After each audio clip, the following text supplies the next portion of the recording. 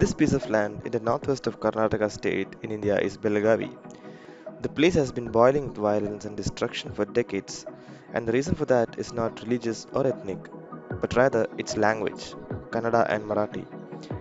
It has caused a dispute in this border between Maharashtra and Karnataka for the ownership of Belagavi district.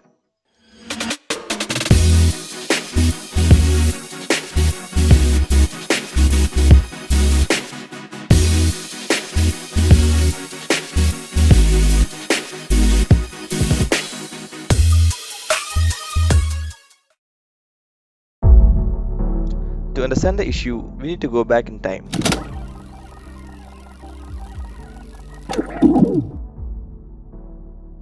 Kannada and Marathi are major vernacular languages in India, spoken in Karnataka and Maharashtra. But these states did not look exactly the same in the past decades. Belagavi historically was a Kannada speaking region, and some changes to this came in the 18th century with the expansion of the Maratha Empire from the north. Their influence saw a rise in Marathi speaking people in Belagavi, which altered the demographics of the region. Maratha rulers made these former Kannada areas as a buffer to the south of their empire, which consisted of many of today's North Karnataka districts. The region was often termed as the Southern Maratha country. As the British came to India, they saw this extended version of the Maratha Empire and the Mysore state to its south, which consisted of the remaining Kannada regions. Later, when the British rule went into full flow in India, the Maratha areas came under direct British authority under the name of Bombay Presidency, and Mysore was a princely state. Hence, this line between southern Maratha country and other Kannada regions was considered as a de facto border between Bombay and Mysore by the British.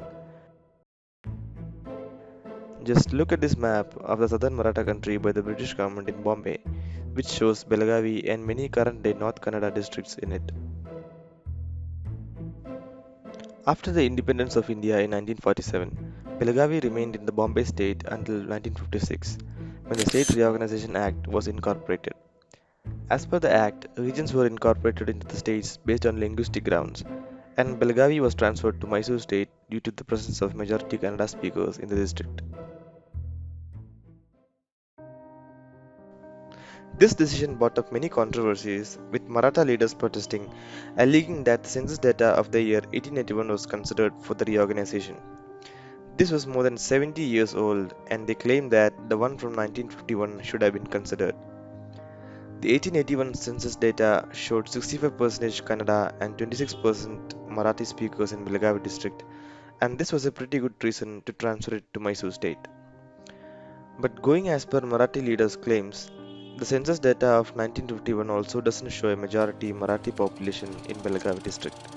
Rather, as per the report, there were around 11 lakh Kannada people, which accounted for 65% of the total, and 4 lakh Marathi people, which accounted for 27%. But if we look closely, certain taluks had a significantly higher proportion of Marathi population than Kannada, especially the Belagavi and Chandgud taluks. And the number is also pretty high, more than double. This was one of the reasons which started the border war between the states of Bombay and Mysore of independent India. To make matters worse, numerous nearby areas with majority Marathi population was transferred to Bombay. The two states later became Maharashtra and Karnataka, and the border dispute grew and grew till the Maharashtra government submitted a memorandum to the government of India in 1957 to look into the matter. So, the central government constituted the Mahajan committee to decide on the reorganization of Belagavi. It was a four-member committee with two members from each of the state governments. But remember that it was the Maharashtra at that time which was claiming for around 814 villages, while Karnataka just wanted the status quo to be maintained. The committee report finally came in 1967, and it recommended 262 villages to be given to Maharashtra and 247 to Karnataka. But the city of Belagavi would go to Karnataka, which had been claimed by Maharashtra. It stated that the transfer of city would be extremely difficult as all the government records and documents exist in Kannada language, and the city is surrounded by majority Kannada speaking areas for whom it is the go-to town for their needs, and its transfer to another state would create extreme difficulties for the people. As expected, Maharashtra rejected the report and continued with their agitation. While all these things were happening, an organization called the Maharashtra Ekikaran Samiti or MES was formed in 1948 with the sole intention of integrating Belagavi with Maharashtra. The MES came into power after the corporation elections in Belagavi in 1983 and started making demands for the transfer of Belagavi into Maharashtra. This finally led to the dissolution of MES Corporation Council by the state government of Karnataka. These actions were firmly opposed by the Kannada groups, and violent protests and skirmishes started in the region. It continued for years, even causing deaths of members from both sides. Maharashtra has asked the disputed region to be brought under the central government's rule until a proper solution is agreed upon. They claim that the Marathis are treated as second class citizens and the dissolution of the Corporation Council as unlawful and unconstitutional. They have also filed a petition in the Supreme Court in 2006 staking claim for Belagavi city and many other parts of Karnataka. While Karnataka is telling either to maintain the status quo or to implement the recommendations of the Mahajan committee.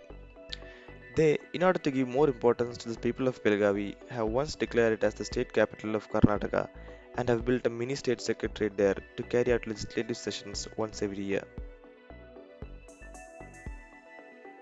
So Belagavi is still in Karnataka. But after all these events, it is natural to think what's so important in the city that both these states are fighting for it. The best way to find this will be to look at what's there inside the city.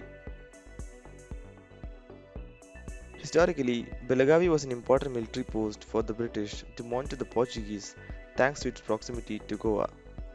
This importance of armed forces has continued after the independence, with a large area in Belagavi under the administration of the Indian Air Force and the Border Security Force.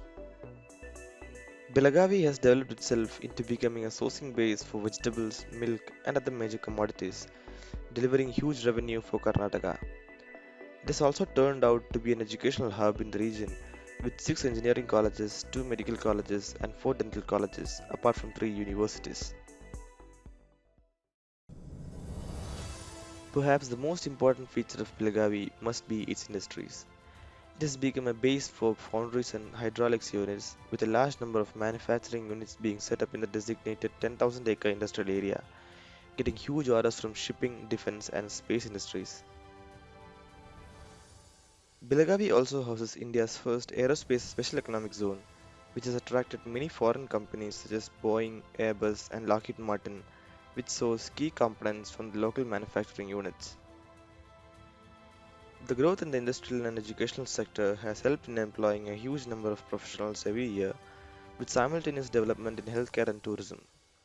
In addition to these, it has a cosmopolitan population and ranks well in the affordability index for cities. Belagavi has certainly grown into becoming an industrial, educational, and agricultural center, which is certainly a huge asset for a state to drive its revenue. That might be the larger reason why both Karnataka and Maharashtra are fighting for it, rather than it being just a historical border issue.